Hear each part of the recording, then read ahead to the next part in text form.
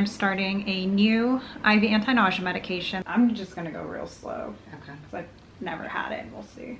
Why do my symptoms seem to get worse at night?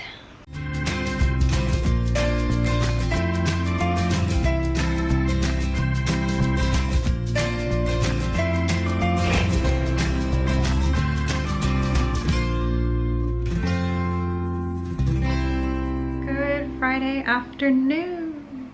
No, it is not Friday. It is Saturday, hippo. It's the weekend still. Wonder what y'all have been doing this weekend. Let me know in the comments. I am curious. Hope it's been a good weekend. For us, this weekend has been about preparing for our upcoming trip. We are taking an airplane trip with the Ibertis family. And I will give y'all some more hints about that trip on tomorrow's upload because I'll be packing my medical supplies for the plane. And yes, I will bring y'all along on that process. She has her pizza toy now. Anyways, I have my nurse coming today, Danielle, my favorite nurse, because I'm starting a new IV anti-nausea medication that my doctor prescribed a week or two ago. It was delivered yesterday, and anytime I start a new medication, my nurse needs to be present in case there's any bad side effects or reactions. I've taken this medication in other forms, but when it's IV, it can affect your body differently. So oh my gosh. What do you have now? Your chew stick? Okay, literally her toy box is just exploding all over the living room. But anyways, we trialed the IV Compazine, and unfortunately it's just not working as well as we had hoped because I'm still having some pretty rough nights, some pretty rough bouts of nausea and vomiting, plus it's giving me some undesirable side effects, blurry vision, and it's making me spacey. It works for me a little better than Zofran, but again, just not as well as we had hoped, and we have another option to try, so we're going to try it. But after this, there's really not much else that we can think of because I have tried all the options and I'm allergic to Phenergan and Reglan, which are commonly used for nausea and vomiting. Anyways, here we've got IV Granisetron. The brand name, I don't know how to pronounce it. I think it's Kytril, Kytril. And we are just going to flush a saline, then dilute this in another saline, push a saline, and then I've got heparin to keep my port patent and, you know, so it doesn't clog, the needle to draw it up, and the swab cap to put at the end of my port. The swab caps have alcohol in it to keep the end like nice and clean. So now we just wait for Danielle to arrive and we'll see how this works. I do have some nausea right now, not a lot, like I'm not dry heaving or vomiting, but I mean, it's not good that I'm nauseous, but at least we can see if I'll have positive effects from the medication. We are both in pink today. Yeah. That's perfect. All right. So we've got all this stuff. We've got my emergency kit with the Benadryl. We've got an EpiPen, but I believe this one is similar to Zofran. They both end in an estron. So I think they're in the same family. I could be mistaken because I'm not a pharmacist. So I'm fairly certain it's going to go well.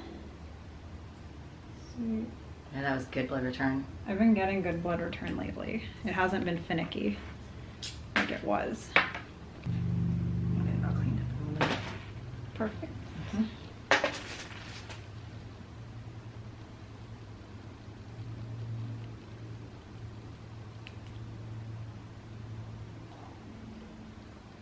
Oh, where'd I put the cap? I'm right here. Oh, okay. I gotcha. Thanks. How long are you going to push this for? 10 minutes? A little longer? I'm just going to go real slow. Okay. Because I've never had it. We'll see. Just going to stop and start. Yeah, just stop and start. We'll go slow. Yeah. It'll work out. All right, we're halfway through it, and so far, so good. I don't feel any different yet. Danielle was like, I can tell you're a little nervous. I'm like, yeah, I'm a little fidgety, Fidgety. That's okay, though.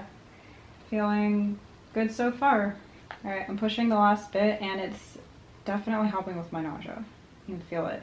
Really? And I feel a little sleepy, but... Zofran makes me sleepy, though, personally. Really? Yeah, I it get does. no side effects from Zofran, just the relief when it works. Plus you're super used to it though as well. So Yeah. maybe like once you start getting used to this, it won't. What's interesting though is the Granestatron can be pushed only every 12 hours, at least on my script. And Zofran is every 4. So maybe this is just in the same family as Zofran, but it's stronger. I can definitely feel it working. And there's still medicine in the line, which is why I'm pushing the saline slow. I don't want to push it fast and like push the meds into me too fast. So I think we can call it a success. Any little bit of relief, I will call a success. Yeah. Well, I would say that went really well. Me too. No issues, and hopefully this provides some good relief. The true test though is, you know, when my symptoms tend to flare at night, so we'll see. Now we just put the heparin in. But awesome. Yay. Well, it's been a few hours since we pushed the medicine.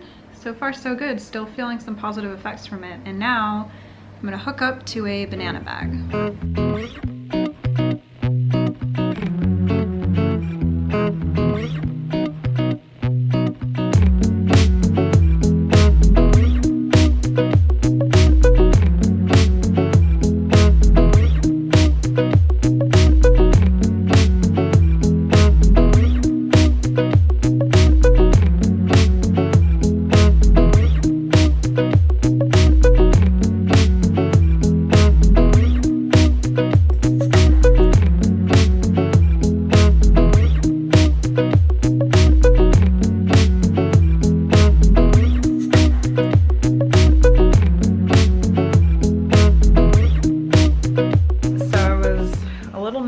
To really test things out at first, but I am nibbling on crackers and I'm actually feeling pretty okay about it. The IV Granestatron is working.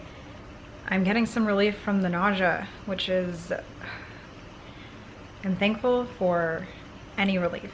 This is good. I mean, the true test will be tonight if I end up having another rough night, which kind of leads me to a question I want to answer. Some of y'all have asked me, why do my symptoms seem to get worse at night? I got tired of holding the camera, so I set up the tripod, but anyways, I honestly do not have a clear-cut answer for that question. You know, as involved as I am with my care and as knowledgeable as I try to be, I just don't have all the answers. Human bodies are very complex. And when you throw chronic illness in there, it's even more so. The best explanation I can give y'all is that everybody is different. How chronic illness affects someone will vary from warrior to warrior. I am personally struggling more with my gastroparesis at night, but some GP warriors feel worse when they wake up in the morning. Some people have no consistency with when their symptoms act up. Some people are totally asymptomatic unless they're in a flare. In between flares, they feel totally fine. You know, everybody is different, and that's okay because that's just the nature of chronic illness. My doctors do have some theories. So due to my GP, my stomach cannot regulate the stomach acid very well. It builds and builds and causes my nausea and vomiting.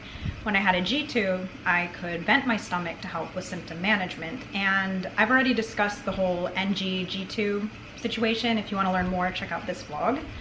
But now that I've lost my G-tube, it's a lot more difficult to deal with my symptoms because of the stomach acid. And stomach acidity becomes more concentrated at night. So that could be one reason why things are worse in the evenings for me. But you know, it doesn't mean I don't have symptoms during the day. The other day I got home from the DMV and I had a vomiting spell at like 2 p.m.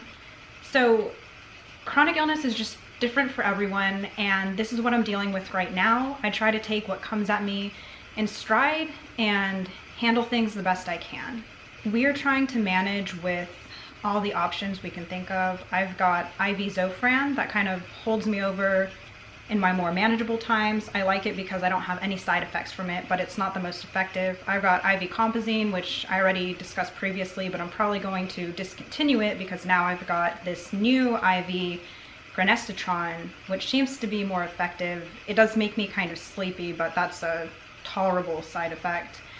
And then I've got IV Benadryl, which is not specifically for nausea and vomiting, but it does help. It has an antiemetic effect, and I use that if I really need it in addition to my other anti-nausea drugs, and it actually also helps with the spasms that occur in my stomach and abdomen in the middle of my really bad vomiting spells and dry heaving. I am currently very dependent on my IV therapies and feeding tube. Those are the only things keeping me out of the hospital. And while I'm thankful, I also don't like being in this state. I want to be in a better position with my gastroparesis, and we're just trying to hold me over until we can try medical marijuana. I'm still waiting to be put in the system as an approved user in Florida. And, you know, we're trying all these options. That's great. I want to try the medical marijuana because it is natural.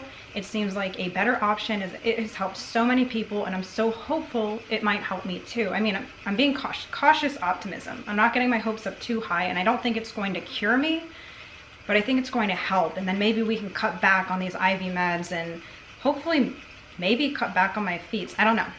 I'm just doing my best to stay strong and hold through until we can try this medical marijuana and see where we go from there. Basically, the use of these IV anti-nausea meds is meant to be temporary, to hold me over until I can try the medical marijuana, and we're hopeful it will help me. If it doesn't, we will reevaluate, but where I am currently with how my symptoms are and the treatments I have to do, I'm not content with it. I want something better. I am striving for better quality of life, and the next step is to try the medical MJ. You excited? Yeah, Riley was patiently waiting for me to release her for dinner.